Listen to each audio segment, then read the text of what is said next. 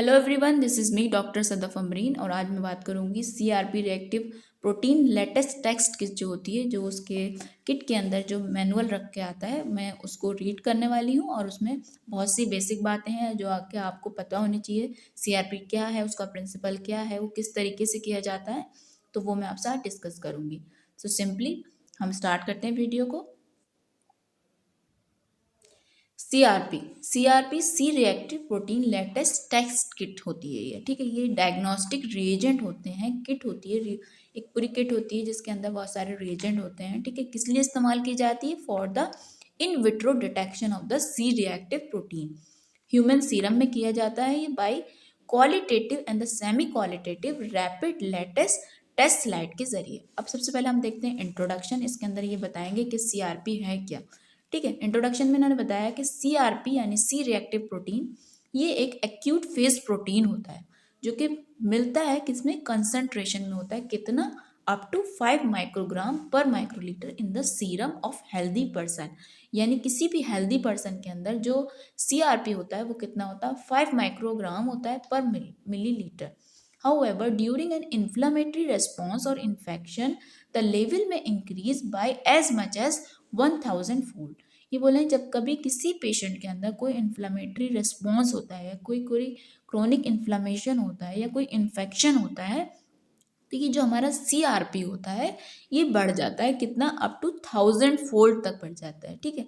This increase in CRP level में be detected as early as 5 to 10 hour after tissue damage. मान लीजिए आपको पता चला है कि कोई टिश्यू डैमेज होता है, तो इसको हम एज अर्ली एज डिटेक्ट कर सकते हैं। कितना?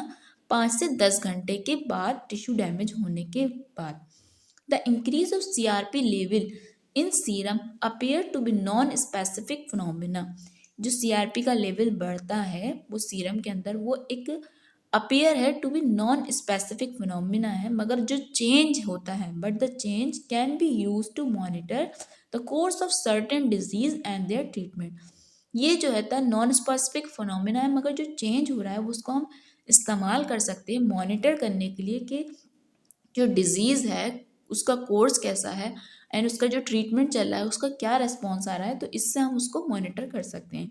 जो डिटेक्शन होता है सीआरपी का इज मोर सेंसिटिव होता है एंड रिलायबल होता है।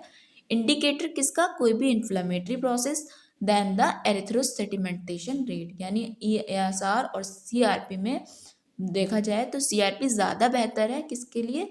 सेंसिटिव है, ज़्यादा रिलायबल है फॉर कोई भी अगर बॉडी के अंदर इन्फ्लामेटरी कंडीशन चल रही है। The change in concentration of CRP occur more rapidly than in ESR.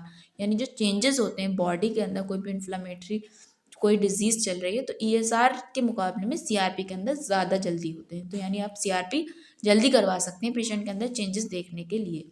Elevated level of CRP can usually B demonstrated in case of acute myocardial infarction. किस में बढ़ जाते हैं? जैसे एक्यूट एमआई के अंदर, रेमोटॉइड अर्थराइटिस के अंदर, बैक्टीरियल एंड वायरल इन्फेक्शन के अंदर, एक्यूट रेमेटिक फीवर के अंदर विद और without carditis, and in several type of the malignancies particularly those with metastasis. यानी यही कंडीशन है जिसके अंदर सीआरपी यूजुअली राइज करता है। कैसे? किस किस के अंदर? एक्यूट एमआई के अंदर, रेमेटॉइड अर्थराइटिस, बैक्टीरियल या फिर वायरल कोई इन्फेक्शन है, एक्यूट रेमेटिक फीवर है विद और विदाउट कार्डाइटिस, और बहुत सारी मैलिग्नेंसीज हैं जिसके अंदर पर्टिकुलरली जिनके अंदर मेटास्टेसिस होती है, तो उसके अंदर क्या होता है? सीआरपी का लेवल हमारा बढ़ जाता है। Many CRP latex kit suffer from both interference by the rheumatoid factor and from the prozone effect, but our CRP antigen has been specially formulated for minimize this problem. यानी बहुत सारे जो CRP latest sticks आती हैं उनके अंदर क्या होता है? इंटरफेरेंस हो जाता है बाई रेमोटाइड फैक्टर से और प्रोटोजोन इफेक्ट से, मगर ये जो सीआरपी एंटीजन किट है वो ज़्यादा स्पेशली फॉर्मुलेट की गई है इन सारी प्रॉब्लम्स को मिनिमाइज करते हुए। नेक्स्ट आता है इसका प्रिंसिपल, यानी जो सीआरपी टेस्ट हम करते हैं इसका प्रिंसिपल क्या होता है, ये किस तरीके से काम करता है। ये जो टेस्ट है वो बेस्ड है किस पे? इम्यूनोलॉजिक रिएक्शन पे। ये क्या है? एक तरीके की इम्यूनोलॉजिक रिएक्शन है। किस किस के बीच में? Between the CRP reagent, between the CRP as an antigen, जिसमें सीआरपी क्या है? एक एंटीजन का काम कर रहा है, and the latex particle have been coated with monospecific anti human CRP and the sensitize to detect level greater than 6 microgram per millilitre CRP। ये एक इम्यूनोलॉजिकल रिएक्शन है बिटवीन CRP एक जो कि एंटीजन है एंड द लैटिस पार्टिकल जो कि coated है with monospecific anti human CRP and the sensitize to detect कर लेते हैं जब लेवल ग्रेटर देन होता है 6 माइक्रोग्राम पर मिलीलीटर। ठीक है, जो लेटेस्ट स्लाइड टेस्ट है उसके अंदर क्या है एडवांटेज है, क्या एडवांटेज है, इसकी रैपिड परफॉर्मेंस है, आप फौरन कर सकते हैं in comparison to other test for the detection of CRP। और भी टेस्ट हैं जिससे आप CRP डिटेक्ट कर सकते हैं, लेकिन ये जो है बहुत रैपिड है, आप इसका फौरन के फौरन कर सकते हैं, इसका एडवांटेज है। नेक्स्ट बात आती है CRP करने के लिए स्पेसिमेन जो है किस तरीके से कलेक्ट करना है, क्या स्पेसिमेन चाहिए, कितना चाहिए, उसको हैंडल कैसे करना है, यानी उसके लिए केयर क्या करनी है। कोई भी स्पेशल प्रिपरेशन की ज़रूरत नहीं होती पेशेंट को, यानी कोई भी स्पेशल प्रिपरेशन जो होता है पेशेंट की ज़रूरत नहीं होती, यानी सैंपल कलेक्ट करने से पहले पेशेंट को कोई स्पेशल प्रिपरेशन नहीं करनी, यानी नहार मुंह या फिर फास्टिंग वगैरह नहीं करनी। कितना सैंपल चाहिए हमें 5 to 10 माइक्रोलीटर वेनस ब्लड चाहिए स्टेराइल ट्यूब में या वायल के अंदर जिसके अंदर एंटीकोगुलेंट नहीं हो। ठीक है, इसके बाद क्या करना है, आपने सैंपल ले लिया है 5 to 10 ml ब्लड ले लिया है, उसके बाद उसको क्लॉट करना है at room temperature +15 degree Celsius to +30 degree Celsius for several hours, जब तक कि वो क्लॉट ना बन जाए। Formation of the clot must be complete, clot formation complete होना चाहिए। नेक्स्ट क्या करना है, आपने उसको सेपरेट करना है सीरम को उसमें से एंड फिर उसे स्टोर करना है +2 डिग्री से लेके +4 डिग्री सेल्सियस तक। It is preferable to test sample within 2 to 3 days। अगर आप उसको स्टोर कर रहे हैं सैंपल को तो बोला जाता है कि ये प्रेफरेबल है आप टेस्ट जो है अपने सैंपल से 2 से 3 दिन के अंदर कर लें। And it can be stored best stored at -20 degree Celsius if prolong storage is desire. अगर आप इसे लंबे समय तक स्टोर करना चाहते हैं तो कितने डिग्री सेल्सियस पे करना है, -20 डिग्री सेल्सियस पे फॉर प्रोलॉन्ग स्टोरेज। लेकिन बोला ये जाता है कि सैंपल जो है विद इन 2 to 3 days आपने परफॉर्म कर लेना चाहिए टेस्ट। नेक्स्ट चीज़ आती है किट के अंदर क्या क्या कंटेंट होते हैं, यानी जब आप CRP reactive protein latex sticks को खोलते हैं तो उसके अंदर क्या क्या निकलता है, क्या क्या कंटेंट होते हैं। किट में जो होते हैं 3 रिएजेंट होते हैं। रिएजेंट 1 जो होता है CRP लैटेक्स रिएजेंट होता है। रिएजेंट 2 जो होता है वो पॉजिटिव कंट्रोल सीरम होता है। रिएजेंट 3 जो होता है वो नेगेटिव कंट्रोल सीरम होता है। ठीक है, इसके अलावा आपको क्या क्या चीज़ चाहिए इस प्रोसीजर को परफॉर्म करने के लिए, एक ग्लास स्लाइड चाहिए जो कि इस किट के अंदर ही रख के आती है। ठीक है, डिस्पोजेबल एप्लीकेटर स्टिक्स चाहिए क्योंकि जो आप जब रिएजेंट डालते हैं उसको मिक्स भी करना होता है, तो इस किट के अंदर स्टिक्स आती हैं रख के, डिस्पोजेबल होती हैं यानी सेपरेटली आपको हर दफ़ा सेपरेट इस्तेमाल करनी होती है। उसके अलावा इसके अंदर डिस्पोजेबल प्लास्टिक ड्रॉपर होते हैं और रबर टीट्स होती हैं। ठीक है, नेक्स्ट आती है रिएजेंट जो है और उसका स्टोरेज और उसकी स्टेबिलिटी। जितने भी रिएजेंट होते हैं इसके अंदर वो स्टेबल रहते हैं +2 डिग्री सेल्सियस से लेकर +8 डिग्री सेल्सियस जब तक कि उसकी एक्सपायरी डेट मेंशन है। ठीक है, उनके अंदर उसको क्या होता है, उसको कभी भी आपने फ्रीज नहीं करना होता है। ठीक है, उसे इतने टेम्परेचर पर रखना है, कभी भी आपने रिएजेंट को फ्रीज नहीं करना है। Next control, use of control क्या है, जो 2 चीज़ें दे रखी है ना, एक रिएजेंट दे रखा है, रिएजेंट 1 दे रखा है CRP रिएजेंट है जो, फिर 2 और 3 जो है ये पॉजिटिव और नेगेटिव कंट्रोल है। तो कंट्रोल जो दे रखे हैं उसका क्या यूज़ है, उसको किस तरीके से इस्तेमाल करना है। Positive and negative control are not always required, इन्हें हमेशा ज़रूरत नहीं पड़ती इनकी when the reagent are in continuous use. अगर आपका रिएजेंट कंटिन्यूस यूज में है, ठीक है, आप रेगुलरली उसे परफॉर्म कर रहे हैं CRP, तो इनके कंट्रोल के आपको इस्तेमाल करने की ज़रूरत नहीं है। As the variety of specimen being tested will ensure both agglutination and non-agglutinated pattern frequently, क्योंकि आप बहुत सारे टेस्ट दिन भर में परफॉर्म करते हैं अगर, तो दोनों ही उसके अंदर दिखती हैं चीज़ें, एग्लूटिनेशन भी हो सकता है, नहीं भी हो सकता है। नॉर्मल के अंदर नहीं होगा, जिनके अंदर पॉजिटिव होगा उनके अंदर एग्लूटिनेट कर जाएगा।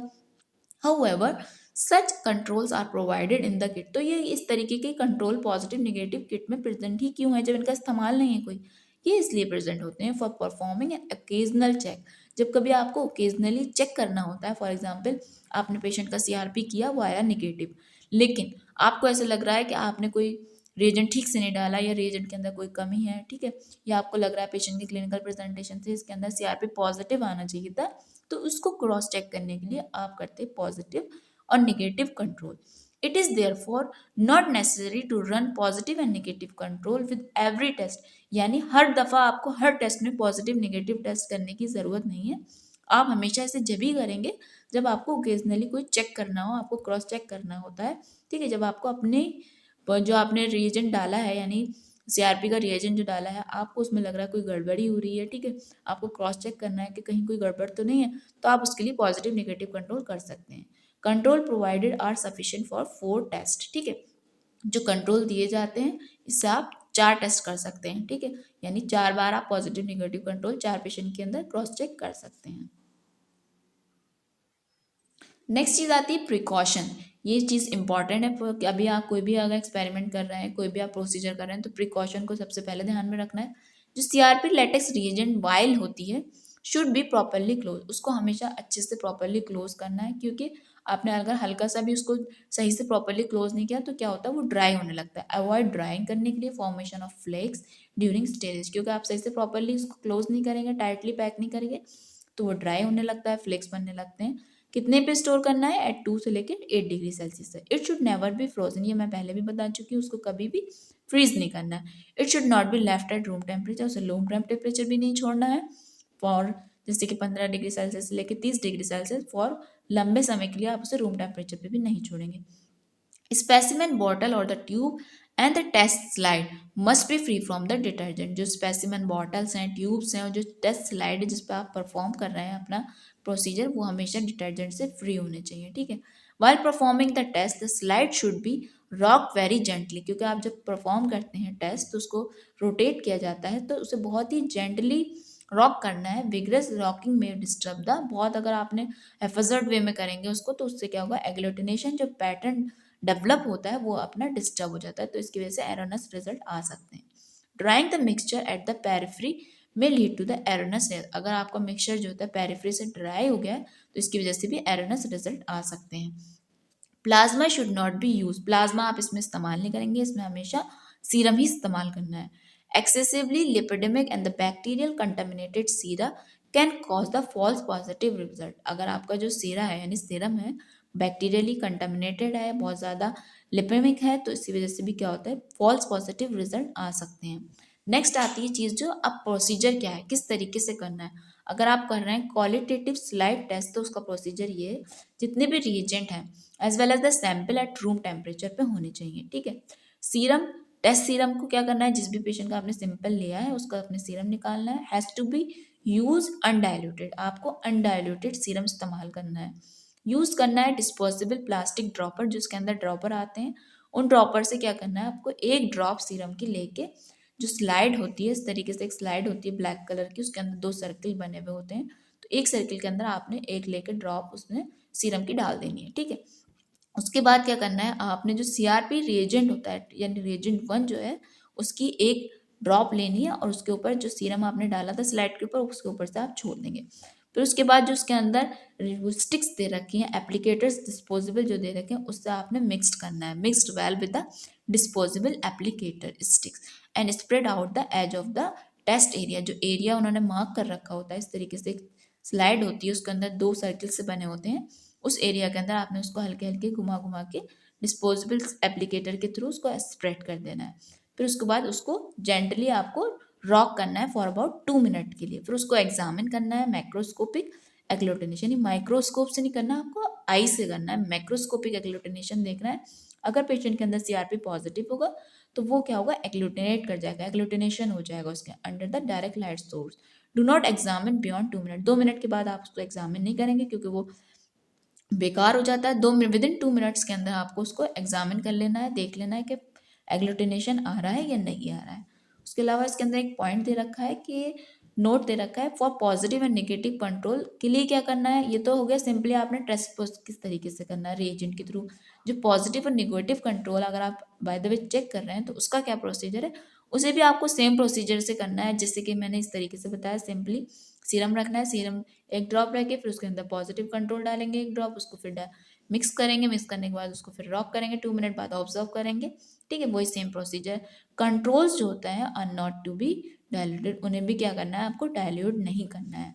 अगर आप सेमी क्वांटिटेटिव टेस्ट कर रहे हैं, ठीक है, स्लाइड टेस्ट कर रहे हैं, तो उसका क्या प्रोसीजर है, प्रिपेयर करना है series of dilution of the test serum in normal saline, यानी उसके अंदर एक सीरीज डायलोटेशन के प्रिपेयर करेंगे। इस तरीके से नॉर्मल सलाइन के जरिए 1:2, 1:4, 1:8 etcetera. 1 drop of each this dilution is tested. एक एक ड्रॉप इनकी लेनी है और उसको हमें टेस्ट करना है by 1 drop of the CRP latex reagent के थ्रू। फिर उसके बाद ऑब्जर्व करना है एग्लूटिनेशन को for no longer than 2 minute के अंदर ही उसके अंदर ऑब्जर्व कर लेंगे on the glass slide provided in the kit, जो कि क्रेट में रख के जाती है। The highest dilution will show agglutination is taken as the CRP titre of the test serum. जो हाइएस्ट डायल्यूटेशन होता है वो शो करता है agglutination as the test is CRP titres of the test serum. Okay, next आता है कि interpretation क्या होगा रिजल्ट का, आप किस तरीके से क्या जो इसमें देखने को मिलेगा, आप प्रोसीजर कर लिया आपने, उसके बाद क्या चीज़ दिखेगी तो आप क्या उसे इंटरप्रिटेट करेंगे।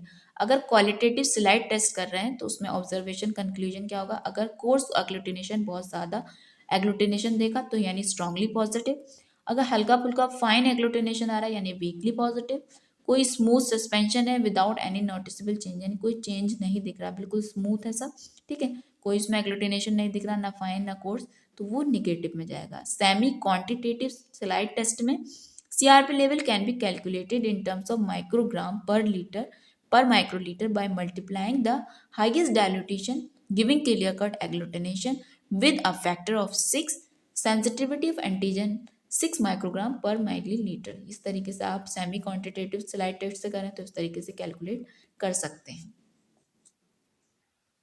इसके अलावा इसके अंदर प्रेजेंटेशन दे रखी होती है, जो हमारी किट होती है इसके अंदर जो रिएजेंट होते हैं CRP जो किट है उससे आप कितने एस्टिमेशन कर सकते हैं, 20 से 50 आप एस्टिमेशन कर सकते हैं, ठीक है। फॉर सफिशिएंट है रिएजेंट फॉर 20 एंड 50 एस्टिमेशन के लिए। CRP रिएजेंट होता है, एक पॉजिटिव कंट्रोल होता है इसके अंदर, एक नेगेटिव कंट्रोल होता है, ठीक है।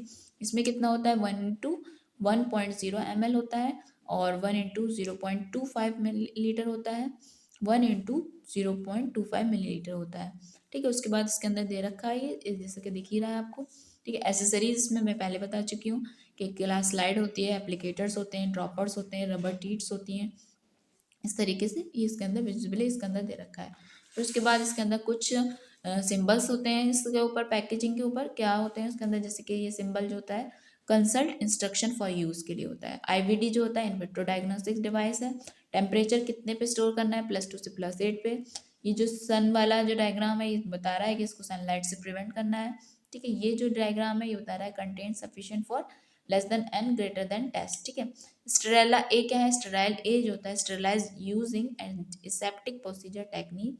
REF का क्या मतलब है, कैटलॉग नंबर है ये LOT क्या है, ये बैच नंबर है, this is the manufacturer, this is the date of manufacturer and this is the timer type का जो है ये इस्तेमाल कराया जाता है फॉर एक्सपायरी डेट के लिए। ये क्या है, इसके अंदर अगर इस्तेमाल नहीं करना, अगर आपका पैकेज टूटा हुआ है, ठीक है, ये ऑथोराइज रिप्रेजेंटेटिव के लिए। तो ये मैंने बताया कि किस तरीके से CRP किया जाता है, क्या उसका प्रिंसिपल है, CRP क्या होता है, कितने रिएजेंट होते हैं, and this is the information manual which जो कि आती है टेस्ट किट के अंदर रखी हुई, ठीक है। वही मैंने आपको बताया किस तरीके से किया था। अगर मेरा वीडियो आपको यूज़फुल लगा तो मेरे वीडियो को लाइक कीजिए और मेरे चैनल को सब्सक्राइब कीजिए, और भी मैं बहुत सारी यूज़फुल वीडियो लेके इसी तरह आपके सामने हाजिर होती रहूँगी। फिर मिलते हैं आपसे नेक्स्ट वीडियो के अंदर, जब तक के लिए thank you so much for watching my video, thank you so much.